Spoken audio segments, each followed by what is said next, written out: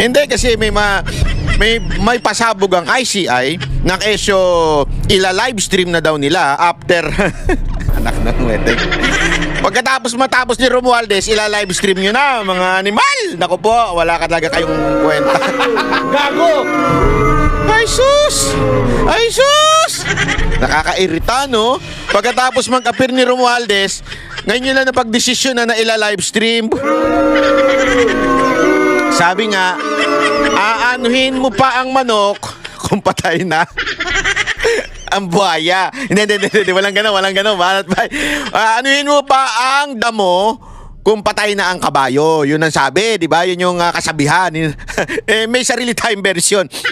Aanuhin mo yung manok, kasi manok pinakakain sa buhaya, di ba?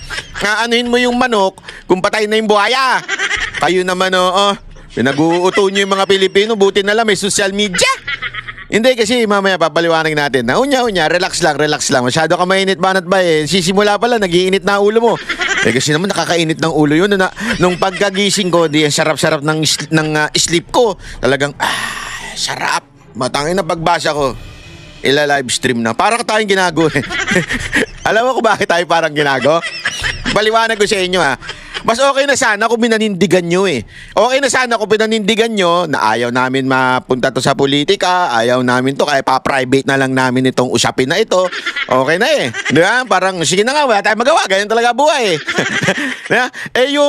Ang ginawa ninyo, hinayaan nyo muna na matanong yung mga matanong, tapos saka nyo ipapa-livestream. Ano pa ila-livestream nyo dyan? Naimbitahan nyo na yung mga dapat imbitahan.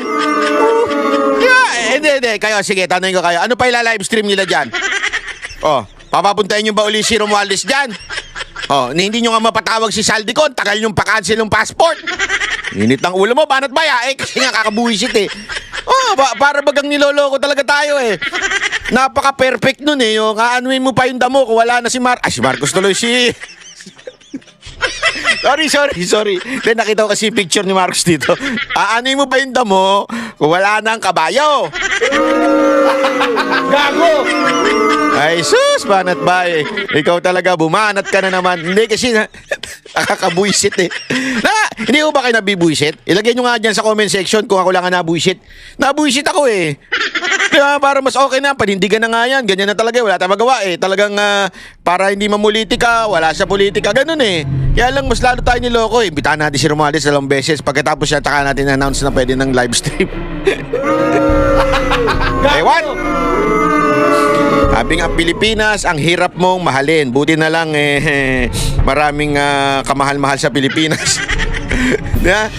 I mean lugar, kayo naman. Madami tayong mga magagandang lugar na pwedeng puntahan, di ba? Anyway, ito, pag-usapan na natin yan. Ila-livestream daw. Ano mga ba sasabi nyo, mga banateros? Comment nga kayo dyan habang pinapanood natin to. Pasok.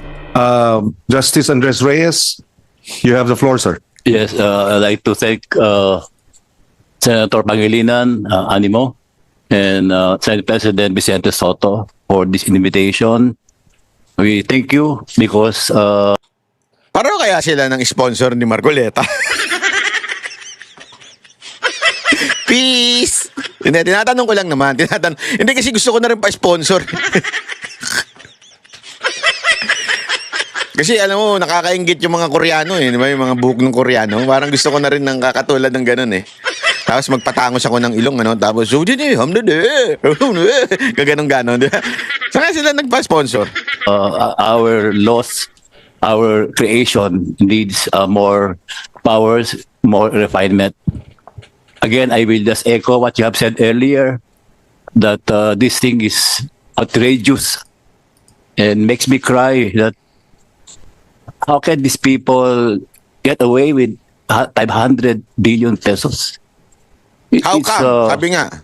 It's our inspiration to work hard. We are only 39 days old. ICI is only 39 days old. For the last 21 days, we only had 3 lawyers. And now we have some volunteers from the PAO and from the other agencies. But we will try our best to be able to full blast investigation of all this fraud. we don't have the facility and we don't have the rules of procedure, but we will already shorten the procedure in spite of no rules allowing us. We will now go on live stream next week. Once we get to be able to have the technical capability with us already.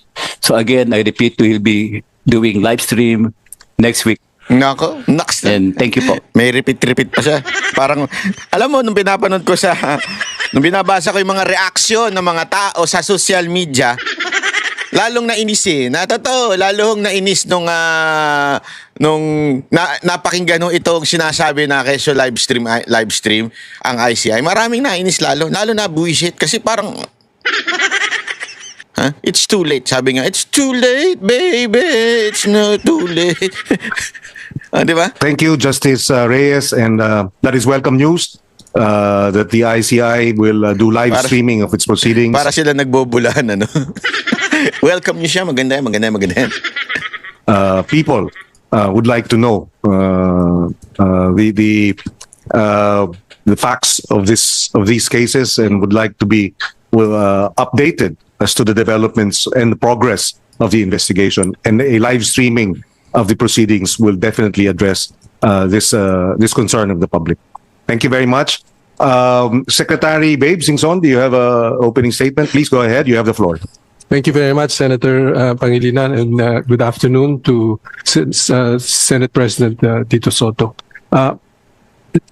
Sir, Your Honor, after being in DPWH for 6 years, full 6 years, I could not believe what I was hearing in terms of the magnitude of the corruption. And ito sabi nung iba, babasahin ko lang sa inyo yung sa post ng GMA News, yung mga reaction natapos na sigurong script after ni Romualdez kaya pwede na. Ito after the fire broke in DPWH, mamaya pag-usapan natin yan the ICI decided to live stream the investigation. What a coincidence. I smell something fishy here. Kasi ibig sabihin, wala na yung mga dokumento. Mamaya pag-uusapan din natin yan. Yung dokumento na, kasi yung nasunog sa DPWH, research yun parang nandun yung mga magkano daw yung mga semento, nandun ang mga study, mga documents. So, ako isip ko lang to sabi nga iba, coincidence ba yun? Para bagang sinasabi ganito O sige, pwede na nating i-live stream kasi wala naman na sila maaamin kasi nasunog na yung dokumento. So, pwede na natin live stream. Anak ka ng wedding, Agoy! Kakabuisit! Tuloy! Anak ng wedding. Ito pa pala, basahin pa natin. Ready na yung script? Well scripted pa din. With directors, script writers, and bad actors. Nakatanggap-tanggap yun Katanggap-tanggap yung live stream nyo Naluto na nila yan. Should have been done since day one. At sabi pa nga nung isa, to be fair, they need to replay all the previous and unseen hearings. Naku po, may AI. Paano ko na AI na yon? Of course, sabi nito, after the initial appearance of Romualdez. Sabi naman ni Andaya, Randy Anday, dapat pala binabasa ko yung pangalan, baka sabihin nyo ni-invento ko. Nalatag na script, pwede na i-live, sunog na din ang evidence. Agoy! Larry Branzuela, producer, director, scriptwriter, and artist are now on board and ready pair. The Bluetooth device is ready to war. Ika nga. Sabi naman ni Marie Vargas, all crocs mark safe na. Sabi naman ni Carlo, pwede rin po ba i-live stream yung previous proceeding nyo? Kasi if it was recorded din, di ba? Mamali. Di ba? Sus, patay kayo ngayon. Yari kayo ngayon. Ayan, puro ganun. Dapat i-broadcast din ang previous talk, especially with this Kaya couple. Justice delayed is justice denied. Di ba? Ang ganda no? Tama nga naman. Delayed na yung pag-live stream nyo. Tapos, after nasunog, wow, kapal. Ano pa? Naku po. Alam mo, walang Oh, walang nagsasabing ano, maganda, puro. Sabi, bakit si Senator Marcoleta hindi invited dyan to shed light? Sabi naman nito isa, see what pressure can do. Tangang puta. Ikulong niya yan, mga kurap. Alam mong pingklawan tong taing gulupong na to eh. Ikulong na yan, yun yung hashtag niya. Ikulong na yan, mga kurakot. Ikulong na yan, mga kurakot. Di ba, mga pingtae? Sino kaya yun? Tanginan yung pangalanan yun. Tagal yung pangalanan, buwisit kayo. Tangina, matatapos na itong administrasyon na ito. Ikulong na yan, mga kulangot. Puro ganun pa rin eh. Oh. Ano ba? Dapat lang replay. Oh, di ba? Yan ang mga sinasabi. Galingan nyo, sarswela nyo. Wag kayong pasasakim sa pera. Pagtakpan ng totoo, may sala, pananagutin. Yun, puro pala kay sarswela. Wala pala kayo. Sus.